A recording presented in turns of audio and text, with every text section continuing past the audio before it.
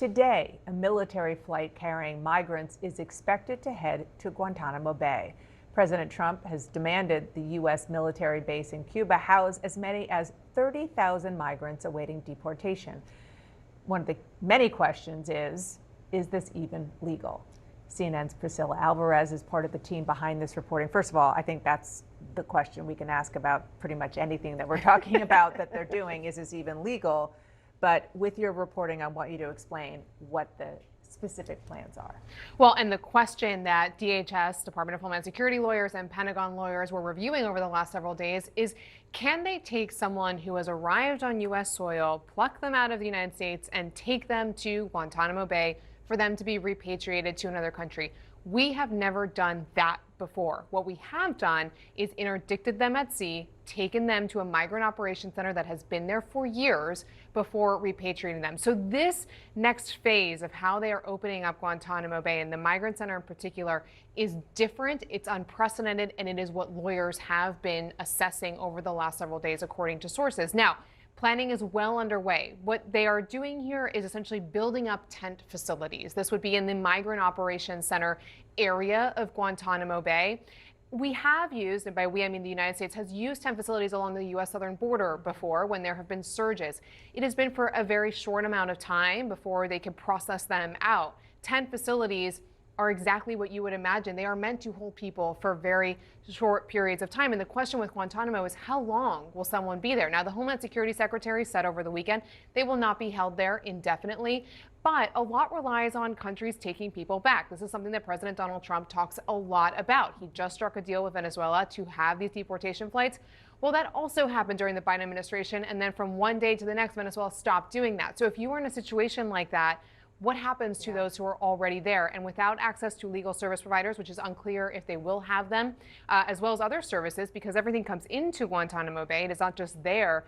There's still a lot of unanswered questions here, but they are very much planning all of it. It could take about 30 days for them to get all of the facility up and running, but we are told that they are going to start sending them there now. 30,000 people, Single adults. We're not anticipating families, but again, remains to be seen. Okay, so I want to talk about this and broaden it out to the almost trade war that President Trump had with Mexico and Canada over several issues, including and especially the issue of illegal immigration, particularly when it comes to Mexico.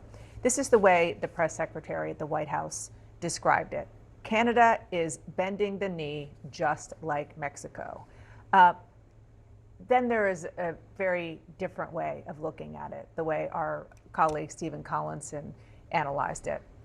In the face of a trade war with America's neighbors, Trump blinked. There are two things to remember when assessing Donald Trump's presidencies. First, nothing is more important than the commander-in-chief looking tough.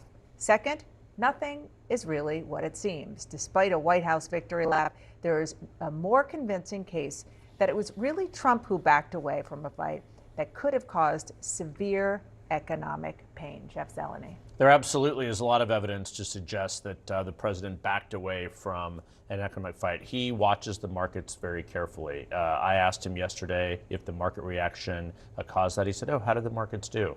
We know he watches very carefully. So, because as soon as they announced, forgive me, but as soon as they announced that there was even a discussion happening with Mexico, Claudia the markets began to have a pulse, no doubt. But even inside this administration, the Treasury Secretary, Stephen Bessent, Stephen Miller, a top advisor to the president, a deputy White House chief of staff, they were all urging the president to find a deal on this, because Stephen Miller, interestingly, thought that this trade war with Mexico would hurt the broader immigration cooperation that they're seeing. So, look, the president had many reasons to back away from this, and it's unclear actually what they got out of it. I mean, the Mexican president agreed to send 10,000 National Guard troops, which isn't nothing, obviously. Justin Trudeau later in the day said that he is going to create a fentanyl czar. There's a fraction of the fentanyl that comes to the U.S. from Canada. So the bottom line, just at the White House yesterday, there was a feeling that the president, he said on Friday, no concessions, went through this, but then clearly pulled back from the brink, which many people think is not a bad thing. I mean, there were Republican senators calling up the White House. Chuck Grassley, many others from farm states, other places saying this cannot go forward. It really rattled a lot of businesses yesterday and boardrooms. I mean, look, Fareed Zakaria was on the show yesterday saying something that I'm now going to say over and over, quoting him, of course, that so much of this is performative. For sure. And he wants the headlines like, and I'm going to put this up on the screen while you talk, that he's getting from the very conservative media praising him for this, despite the reality that we were just discussing. Yeah, I mean, I think that this is Donald Trump's MO, and it's why he believes it's effective, because nobody knows exactly where he's going to go. He changes his mind frequently. The messaging is often unstable. His team will say one thing, and then he goes back and kind of walks it back or says a completely different thing. And so that's why he feels that he is so successful when it comes to negotiating with these countries, because they don't know where he's going to go and they don't know where he's going to land. I mean, even if you just look at the timeline, he'd said no concessions on Friday, and then on Sunday there were exceptions for oil and other things. In my conversations with some of his advisors and people close to the president in the last 24 hours, it's really been difficult for them to identify what new promises that he has been able to glean from both Canada and Mexico after that trade deal. But of course they say, wait for 30 days.